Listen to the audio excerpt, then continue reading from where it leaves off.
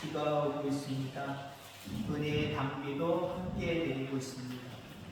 오늘도 이 비를 맞으며 은혜 속에 살아가는 우리 모두가 되기를 간절히 소망합니다. 지난주에는 잘됨의 통로라고 하는 그런 말씀을 받았지요. 여러분들 잘 되기를 원합니다.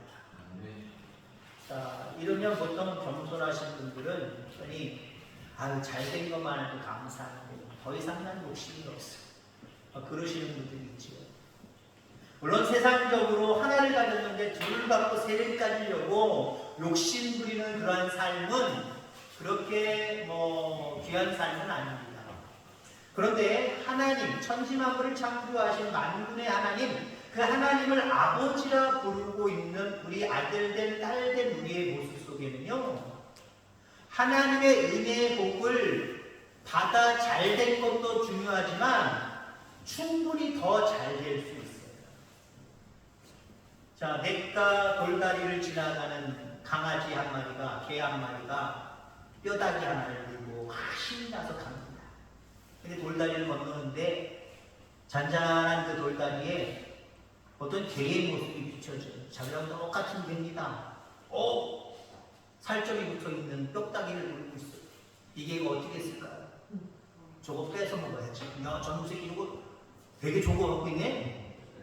그 뺏어 먹으려고 이제 싸우자는 거예요. 짖는 순간 어떻게 됐을까요? 풍덩 자기 입에 물려있는 그 갈기가 그냥 뚝 떨어져 버렸습니다. 거기 비친 건 누구였어요? 자기.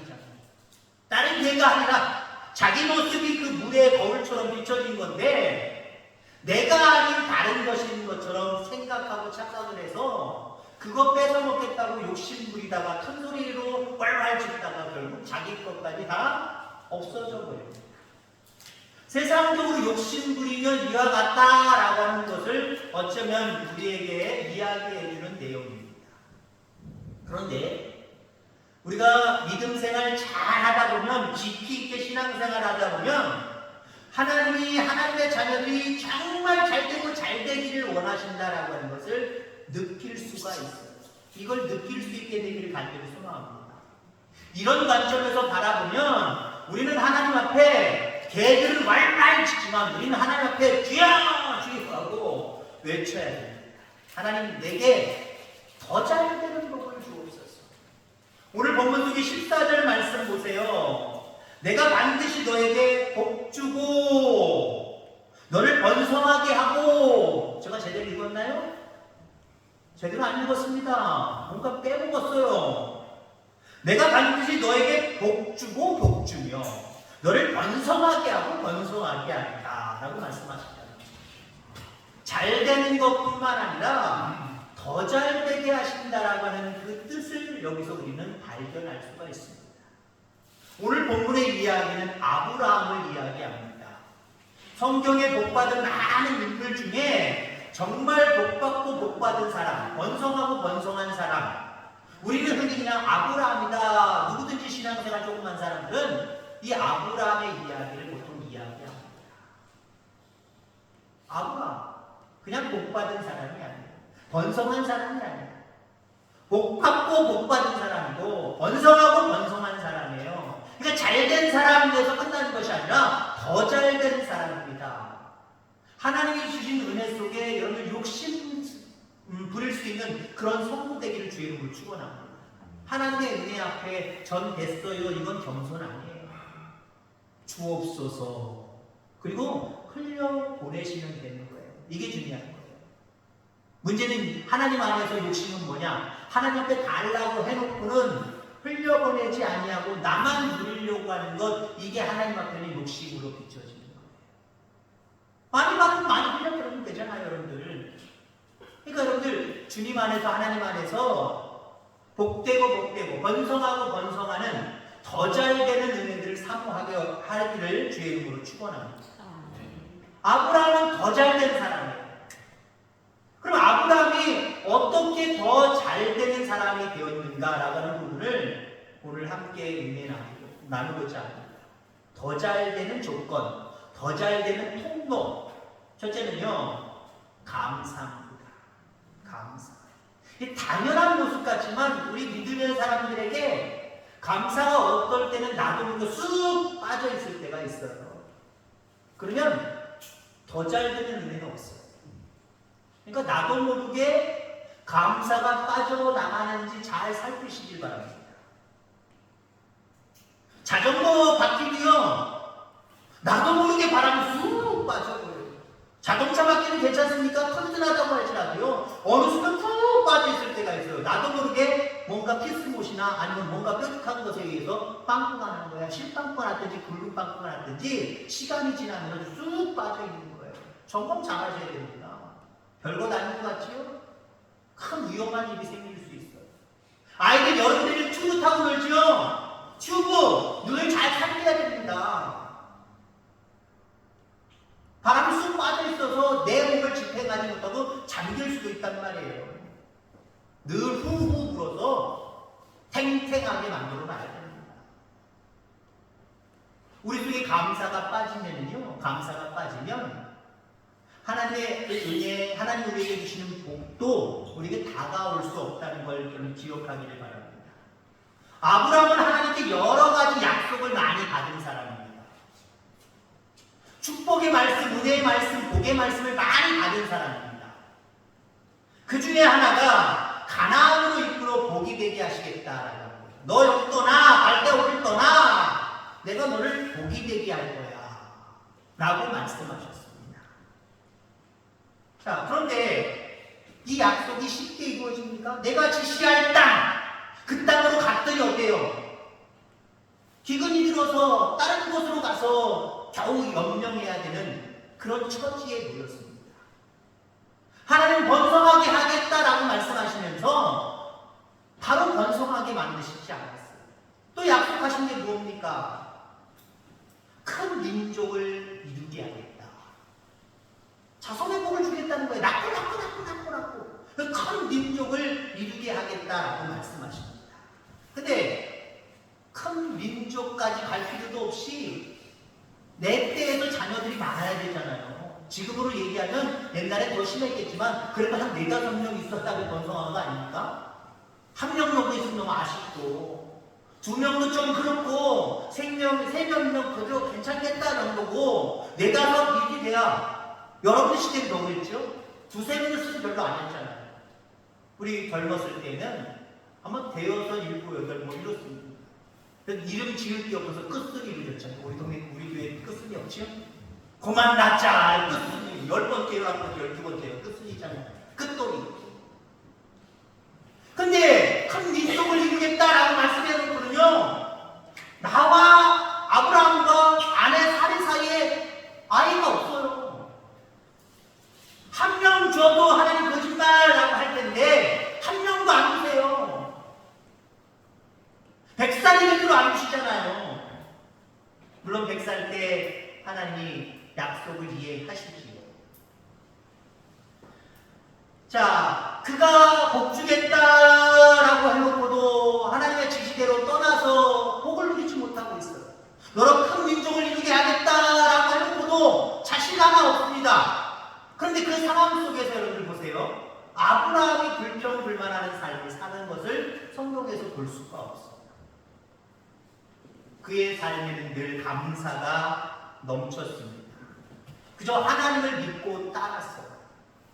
가라 그러니까 그냥 갔고 출발했고, 낳는다라고 하니까 물론 중간에 다른 행동을 했긴 했습니다만은 그래도 하나님의 약속의 말씀을 믿고 따랐던 그런 모습들을 우리가 바라보게 되죠. 하나님을 따르는 사람들은 많습니다. 우리도 지금 하나님 따르는 거잖아요. 근데 여기 중요한 게 있어요. 감사가 있으면서 따르느냐, 감사 없이 어떻게 그저 따라가고 있느냐, 이거 대단히 중요하다라고 하는 거죠. 하나님을 따르는 사람들이 중간에 포기하는 경우가 있어요. 나 도저히 하나님 못 믿겠다. 나 도저히 하나님 못 믿겠다. 아까 오전에 말씀처럼 기도해도 소용없어, 예수 믿어도 소용없어, 교회 다녀도 소용없어. 이러한 모습 가운데 하나님을 따르는 삶을 포기하는 사람들이 있어요. 왜 포기할까요? 그 포기 속에는요, 감사하는 마음이 있이 신앙생활하느냐, 감사하는 마음이 거의 없이 생활하느냐, 이 차이예요. 감사함이 늘 마음속에 있는 사람은요, 삶에 어려움이 있어도 불평, 불만 없이 하나님을 따라갑니다.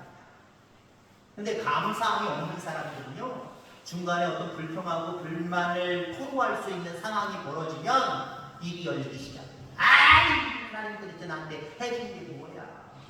이래서 내가 하나님 믿어? 안 믿지. 안 믿을래. 이렇게 돼버리는 거예요. 인격과 믿음이 좋아도 감사로 하나님 앞에 예배드리는 삶이 아니면 올바른 신앙생활을 할 수 없다라고 하는 겁니다. 아브라함에게는 약속하신 복이 임하지도 않았고 자손이 없음에도 불구하고 하나님 앞에 제단을 쌓는 일, 다시 말해서 하나님을 따르는 일에는 변화가 없었어요. 왜 그럴까요?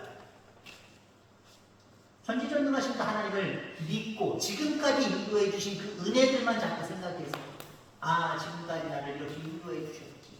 그러나 지금 상황? 내가 갈대아우를 떠났지만 가난하게 살아야 되네? 기근을 피해서 겨우겨우 입에 풀칠하고 살아야 되네? 아들 주신다 그러면서 자손 주신다 그러면서 자손 주시지도 않네?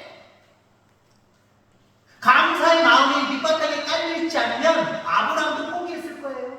이거 뭐야?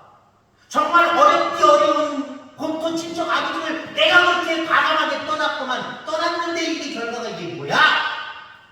아들 주신다고 말도 안 되는 소리 하고 있어. 지금 약속하시고 25년이 지나도 아무 응답이 없어. 불평 불만을 얘기할 수밖에 없고요. 하나님을 따르는 걸 포기할 수밖에 없는 거예요. 아마 갈대아우로 돌아가야 되는 겁니다. 그래야 됩니다. 근데 성경은 아브라함이 불평불만의 이야기를 했다라고 하는 소리도 없지만 조용히 갈대아우로 다시 돌아갔다라고 하는 그런 말도 나오지 않는다라고 하는 겁니다. 뿐만 아니라 좀 이따도 이야기하겠습니다만 심지어 100살 때 얻은 아들 이삭을 하나님께 나에게 번제물로 드리라 그 명령 앞에도 그대로 순종합니다. 어떻게 순종할 수 있었을까요? 감사의 마음이 크니까 순종하는 거예요. 여러분, 순종할 수 있는 어떤 상황이 있어요. 요렇게 해라. 요거 순종하는 정도의 모습으로면 요 정도다. 뭐 순종하는 쉬운 순종도 있어요. 이 시간 여러분 아멘 하시길 바랍니다. 이건 쉬워요. 쉬운데도 안 하시는 분도 있네. 이건 쉬워요. 근데 제가 여러분들에게 아주 그냥 지키기 힘들고 실천할 수 없는 그 순종의 모습을 여러분들 요구해 보세요. 근데 순종의 정도가 있단 말이에요. 순종의 정도가 있고 우리의 감사의 마음이 있어요. 감사의 마음이 순종의 마음을 추월해요. 그러면 이 모든 상황들, 순종할 수 있는 상황뿐만 아니라 내게 주어진 모든 상황을 이겨낼 수 있어요. 그런 사람들이 더 잘 되는 은혜를 받는 거예요. 근데 감사의 마음이 순종의 어떤 순도나 강도보다 약해요. 그러면요, 그만큼 불평, 불만이 나오는 거예요. 그만큼 하나님의 은혜와 사랑에 대한 어떤 되새김질보다는 지금 현실에 대한 부분들이 눈앞에 보여지기만 하고 그것 때문에 이거 기도해도 소용없고 이거 예수 믿어도 소용없고 이런 모습이 나올 수밖에 없다라는 거죠. 감사가 넘치는 저와 여러분들 되기를 주의 이름으로 축원합니다.